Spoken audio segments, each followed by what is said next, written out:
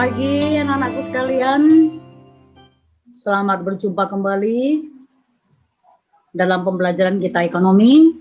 Nah, kalau minggu lalu kita sudah selesai pada lembaga jasa keuangan, maka pada kesempatan ini Mami akan memberikan soal-soal untuk menunjang ujian kita, ujian semester. Ini tentu seputaran dengan soal-soal lembaga jasa keuangan saja. Jadi di sini ada tersedia soalnya pilihan ganda dan esai. Ini ada soal yang pertama. Lembaga negara yang dibentuk berdasarkan Undang-Undang Nomor 21 Tahun 2011 yaitu A. Bank, B. Asuransi, C. OJK, D. Penggadaian, E. Dana pensiun. Yang kedua, cara yang dilakukan bank dalam rangka menghimpun dana dari masyarakat atau funding adalah dalam bentuk A. Kredit, B. Tabungan, C. Clearing, E. D. Transfer, E. ATM. Artinya bagaimana cara bank menghimpun dana dari masyarakat. Bentuknya seperti apa? Pilihlah dari yang 5 ini. Yang ketiga, kegiatan yang tidak dilakukan perusahaan penggadaian. Yang tidak dilakukan perusahaan penggadaian. Apakah pemberian pinjaman atas dasar hukum gadai, penaksiran nilai barang hukum ekonomi, penitipan barang, kredit pegawai, jual beli kendaraan, dan sebagainya. Yang keempat, OJK, Otoritas Jasa Keuangan, adalah lembaga negara yang berfungsi menyelenggarakan sistem pengaturan dan pengawasan yang terintegrasi terhadap apa saja fungsinya secara terintegrasi. Tahu terintegrasi kan? Menyatu. A. Terhadap keseluruhan kegiatan dalam sektor jasa keuangan, terhadap seluruh kegiatan ekonomi negara, terhadap pembangunan negara, terhadap sistem ekonomi, terhadap kegiatan di sektor pendidikan. Nah, kamu pilihlah. Mana dari antara yang 5 ini yang fungsi dari OJK secara terintegrasi. Yang kelima, lembaga keuangan negara yang menghimpun dana nasabah melalui pembayaran premi dan menjanjikan akan memberi ganti rugi sebagai pihak yang membayar premi jika terjadi kejadian tertentu yang merugikan pembayar premi merupakan pengertian dari pertama A.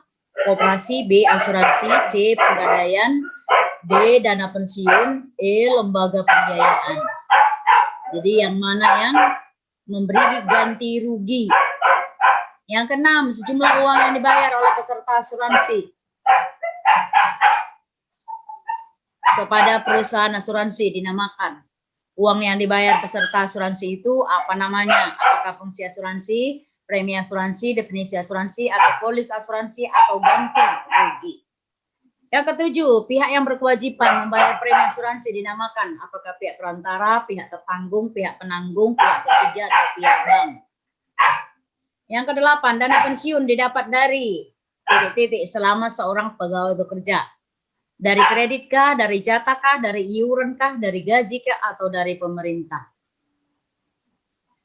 Nomor 9, di bawah ini yang bukan tujuan, yang bukan termasuk tujuan lembaga dana pensiun adalah A. Memberikan pinjaman kepada nasabah dengan bunga yang tinggi sebagai tempat untuk mengumpulkan dana masyarakat, C. Meningkatkan kesejahteraan pegawai, D. Memberikan jaminan pensiun, E. Memberikan kredit UKM,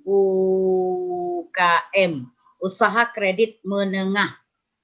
Yang terakhir, fungsi utama bank adalah sebagai lembaga keuangan adalah A. Menciptakan uang giral, menjadi perantara kredit, melancarkan transaksi, menghimpun dana masyarakat, melancarkan pembayaran utang. Kamu pilih dari yang 5 itu. Nah, ini ada soal esainya. Yang pertama, tuliskan fungsi OJK, Otoritas Jasa Keuangan. Jadi kalau ada 4, kalau ada 5 dituliskan semua. Yang kedua, tuliskan jenis kredit aktif dan kredit pasif. Kredit aktif terdiri dari tap. Kredit pasif terdiri dari tap.